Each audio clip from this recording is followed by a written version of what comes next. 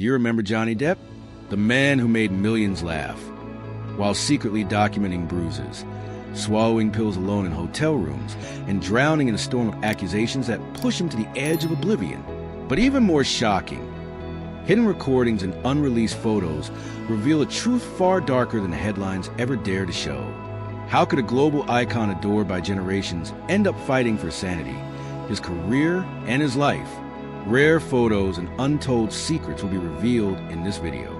Stay until the end to understand why Johnny Depp remains one of Hollywood's most admired and most tragic figures. He was not born into fame, nor into light. Johnny Depp entered the world on June 9, 1963, in Owensboro, Kentucky, far from the glittering stages that would one day echo his name. His childhood was not filled with dreams of acting, but with the sound of slammed doors, broken dishes, and a mother whose anger could turn a house into a battlefield.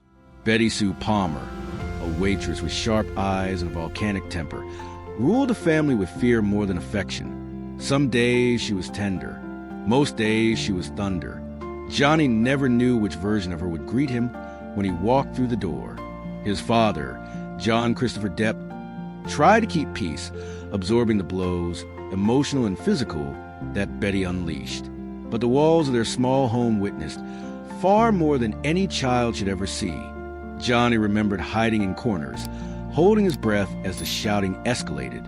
He watched his mother hurl objects, curse words, and bitterness at the man who loved her. And when the storm finally broke, the silence felt even worse. A silence filled with shame and fear. By the age of 7, Johnny had already lived in more houses than most adults.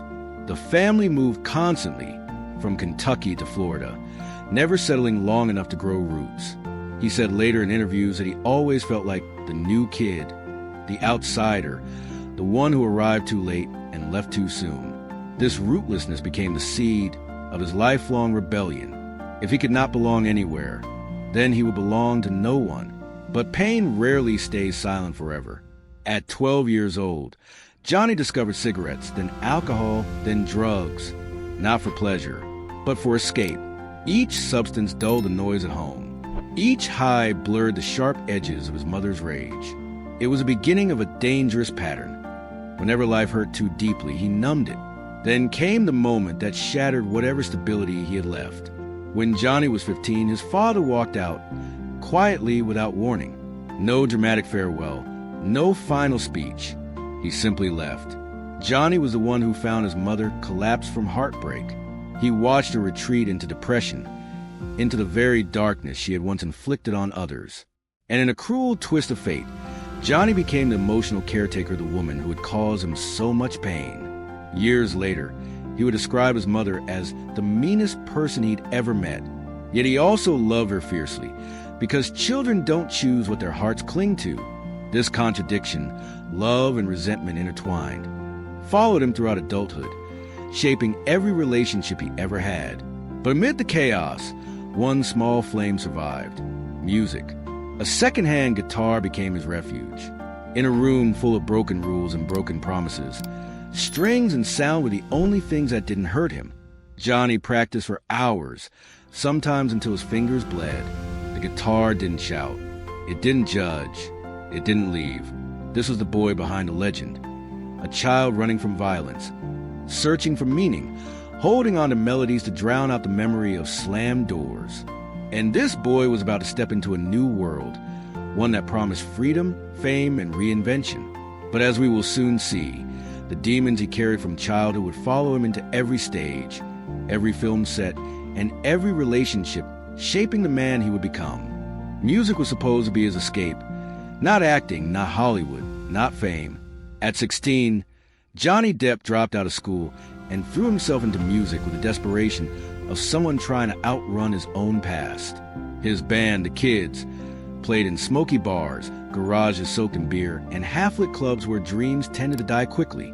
But for Johnny, every stage, no matter how small, felt like freedom. He slept on couches, shared cheap motels with bandmates, and counted coins to buy gas for their van. There were no promises, no guarantees, no safety nets, only guitars, amplifiers, and the belief that music might be the doorway to a life that didn't hurt. But when the band moved to Los Angeles in the early 1980s, the city greeted them with a brutal truth. Talent was everywhere. Money was nowhere. Johnny washed dishes, sold pens over the phone, and took any odd job he could find to survive. There were nights he ate only once. Days he wondered if he had made the biggest mistake of his life. Los Angeles had a way of chewing up young dreamers, and Johnny was dangerously close to being another forgotten name. Then, an unexpected door opened. A friend, Nicolas Cage, noticed Johnny's unusual presence, his quiet intensity, the pain in his eyes that made him look older than his age. Cage suggested something outrageous. Try acting. Johnny protested. He wasn't an actor. He didn't belong in front of cameras. But desperation can make a person brave. So he walked into his first audition, nervous, uncertain, and completely unaware that his life was about to transform. In 1984, he landed a role in A Nightmare on Elm Street. It wasn't glamorous. It wasn't heroic. His character was literally pulled into a bed and eaten by a monster. But it was a start, a new path, a crack of light in a long corridor he had been wandering through for years. As casting directors began to notice him, they saw something different, something unpolished, raw, and deeply human. Johnny Depp didn't act like Hollywood actors. He moved like a musician. He carried himself like someone who had lived a life far beyond his years. Then came the turning point. 21 Jump Street. The TV series turned him into a national heartthrob. Posters of him plastered the walls of teenage bedrooms across America. Girls screamed his name. Studios saw him as the next perfect idol. But Johnny hated it. The world saw a handsome young star. He saw a prison. He never wanted to be a pretty face. He wanted to disappear into characters, not be worshipped for his looks.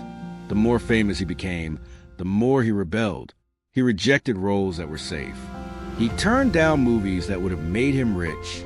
He searched for strange characters, misunderstood souls, people who felt as broken as he once was.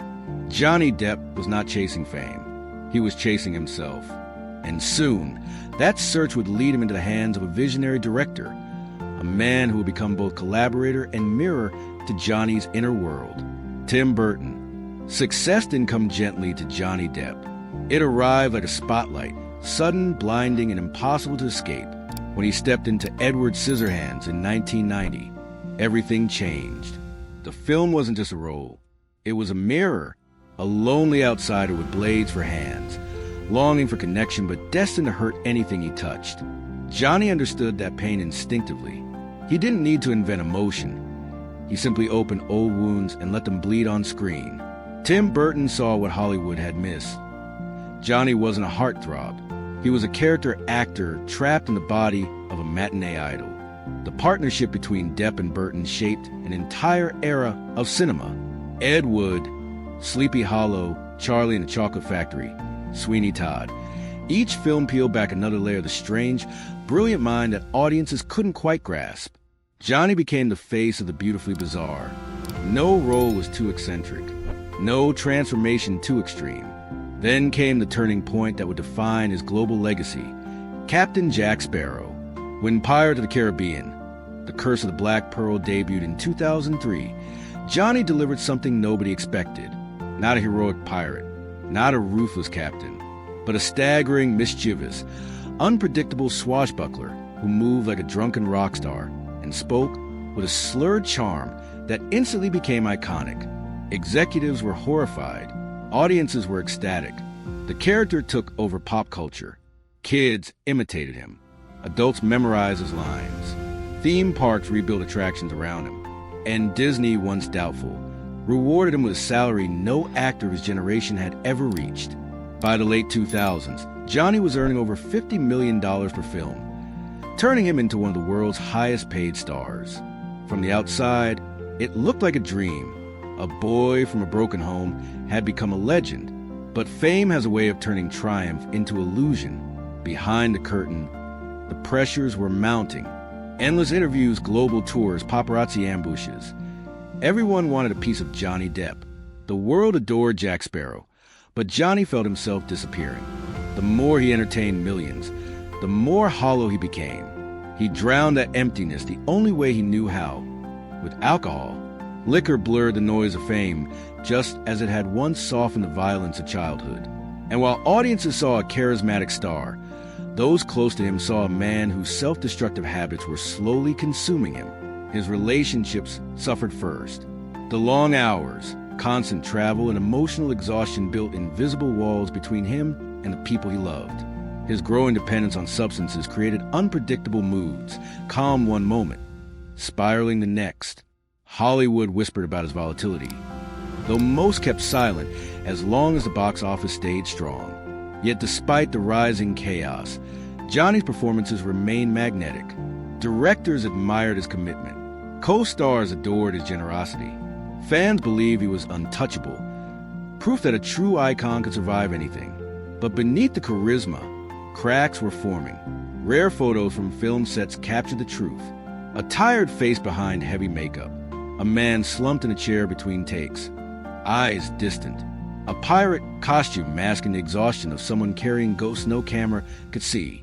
The public, however, saw none of this. They saw the Oscar nominations, the magazine covers, the worldwide premieres. They celebrated the effortless charm, the unpredictable interviews, the playful chaos that made Johnny Depp feel like the last true rebel of Hollywood. For a while, the illusion held. But every legend carries a shadow. And Johnny's shadow, shaped by addiction, loneliness, and unresolved trauma, was growing larger each year, waiting for the moment when the world would finally see it. That moment was coming. And when it arrived, it would not only shatter his image, it would ignite one of the most public breakdowns in modern celebrity history. For years, Hollywood celebrated Johnny Depp as a genius, eccentric, magnetic, and untouchable. But behind that myth was a man unraveling in slow motion, pulled apart by addiction, heartbreak, and the weight of past wounds he never learned to heal. It began quietly. A drink after work, a drink before work, a drink to sleep, a drink to forget. Soon, it wasn't just alcohol. Pills blurred the edges of loneliness. Cocaine fueled long nights that he didn't remember. The same substances he once used as a scared teenager now returned with a vengeance, this time amplified by fame and unlimited access. Those who worked with him noticed the signs: slurred speech, trembling hands, sudden mood swings, but few dared confront him. Johnny had always been a chameleon on screen. Now in private, he was becoming a ghost.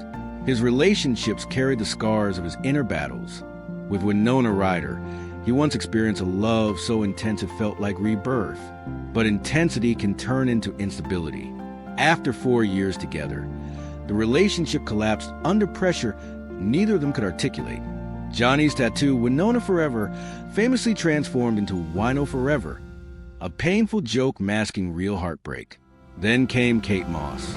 They were beautiful, wild, unpredictable, a perfect storm. But storms don't last. Their nights blurred into arguments, jealousy, and destruction. In 1994, police were called to New York's Mark Hotel after Johnny allegedly destroyed the room during a heated incident. It was one of the first public signs that his volatility was no longer a rumor.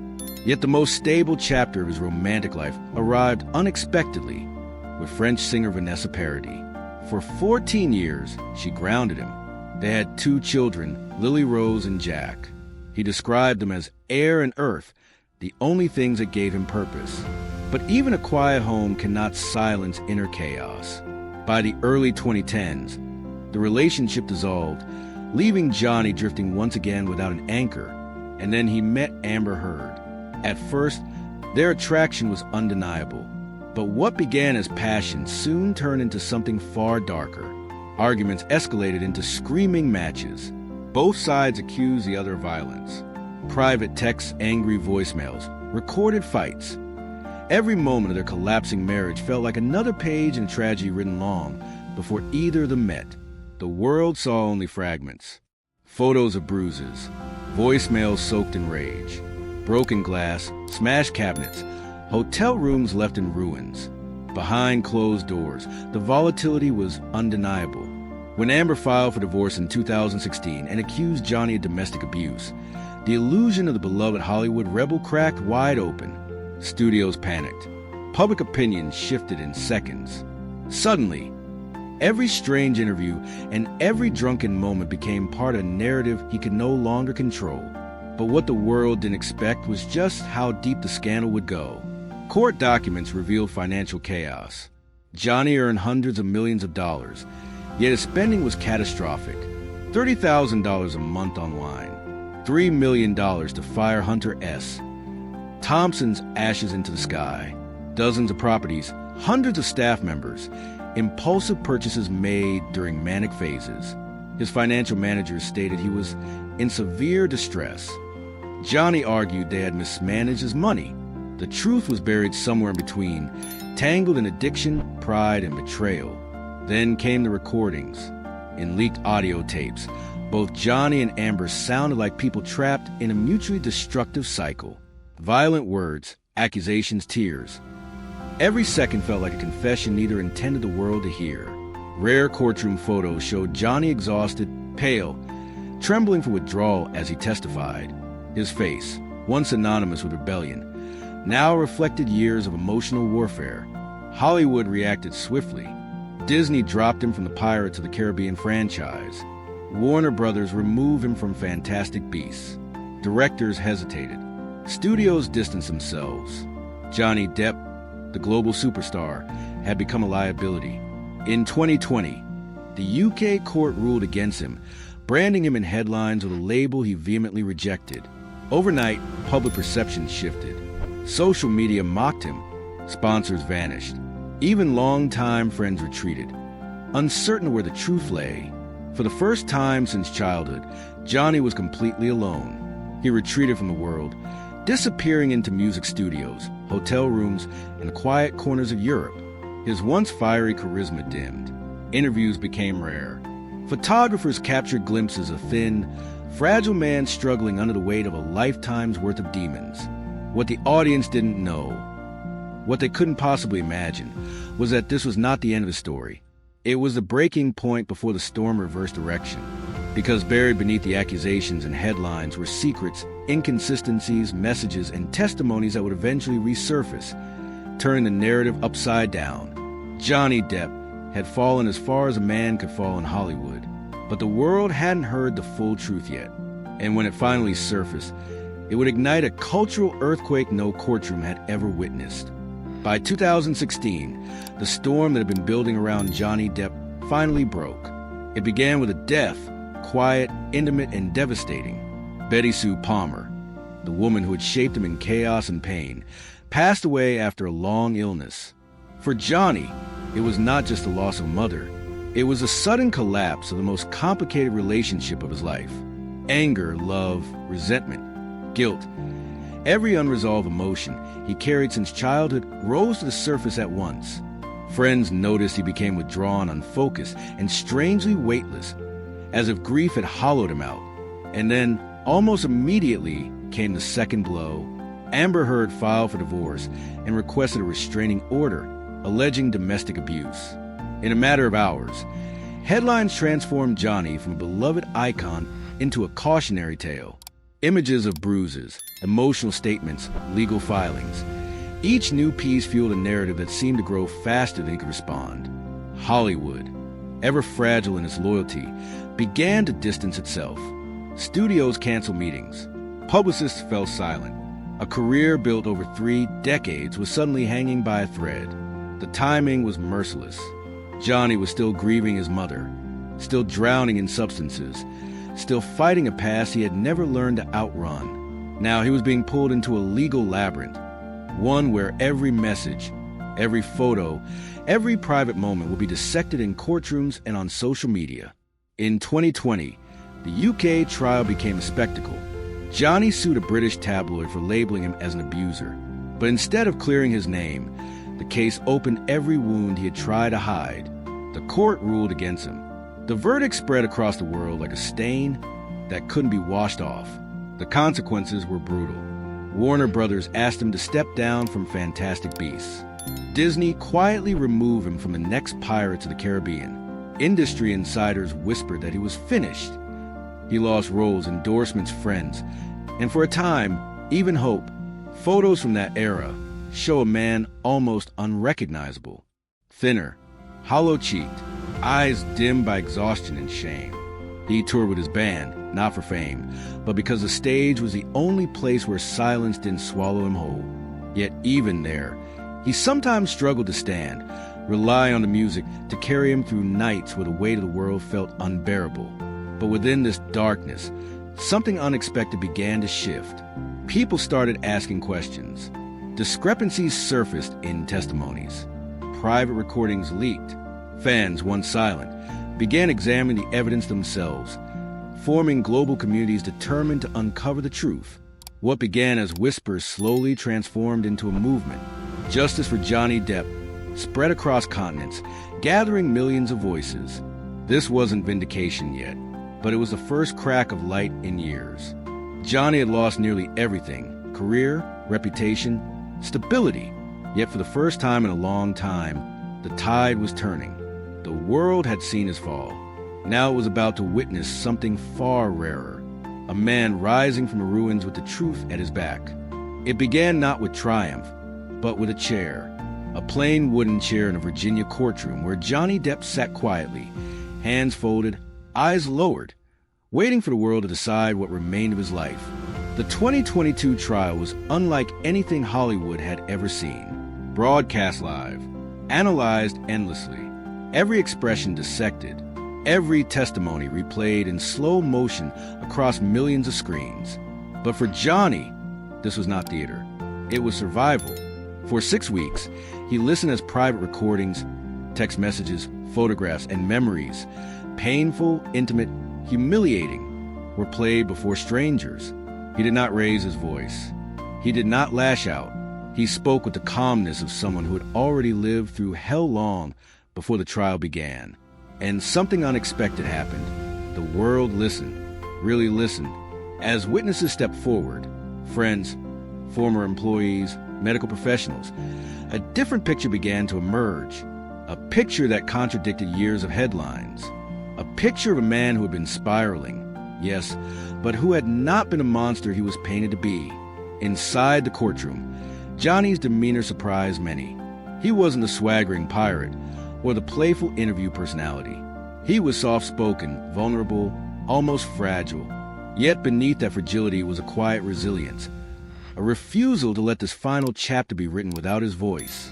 Every day, crowds of supporters gathered outside, holding signs, singing songs, leaving letters and artwork.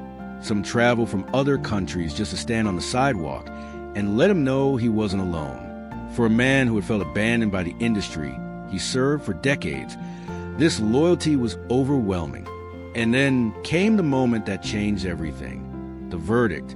Johnny Depp had been defamed. His reputation had been damaged unjustly. The jury ruled in his favor. In a hotel room overseas, thousands of miles away, Johnny received the news quietly, surrounded by musicians.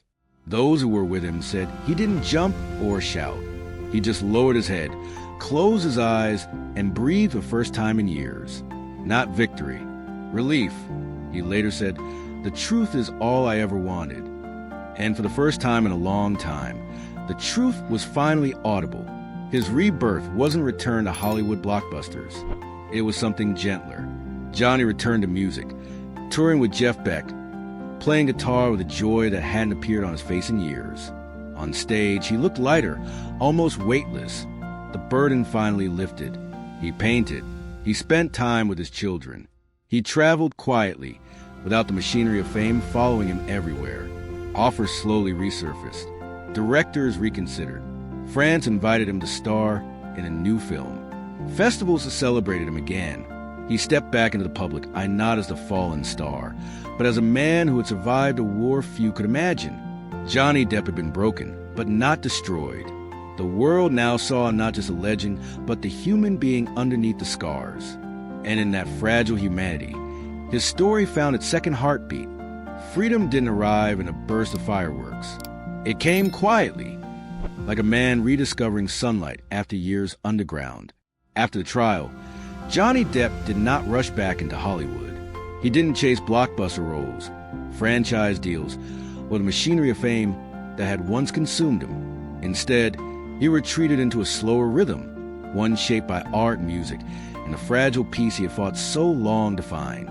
In France, he found a home that didn't demand anything from him. He painted for hours, losing himself in colors and silence. His canvases, portraits of musicians, rebels, and forgotten icons, felt like letters he could never bring himself to write. Each stroke revealed something unspoken: loneliness, resilience, gratitude.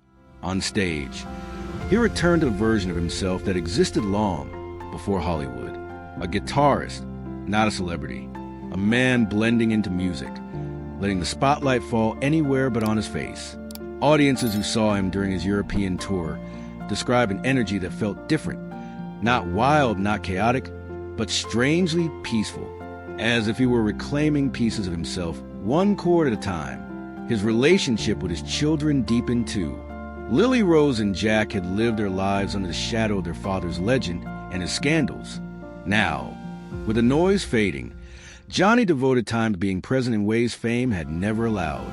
Private photos show him laughing freely, unposed, without the weight of a public persona. For a man who once believed he didn't deserve softness, these moments became a quiet form of healing. Professionally, he approached the industry with caution, not bitterness, but clarity. He accepted selective roles, choosing projects that spoke to him artistically rather than financially. Ken welcomed him back. Directors praised his discipline, his vulnerability, his renewed focus. But even with the applause returning, Johnny no longer chased validation. Surviving the past had rewritten his priorities. His legacy, however, was already set. Johnny Depp is more than character actor, more than Jack Sparrow, more than the scandals that try to define him. He represents a rare duality, a performer capable of transforming entirely on screen while remaining painfully human beneath the surface. His life is a tapestry of genius and chaos, brilliance and self-destruction, tenderness and trauma. And perhaps that is why audiences feel so connected to him, because his imperfections mirror their own. Years from now, people will remember the characters, but they will also remember the man who fought a public war for the simple right to tell his own truth. And in the quiet chapters of his life now, that truth finally belongs to him. In the end, Johnny Depp's story is not simply about rise and fall. It is about the fragile spaces in between, the moments when a man can be adored by millions yet feel completely alone, when a legend can unravel silently while the world applauds, when truth becomes the only lifeline left to hold on to. For decades, people saw the costumes, the characters, the strange magic he brought to every role. But behind each transformation was a boy who grew up learning to survive.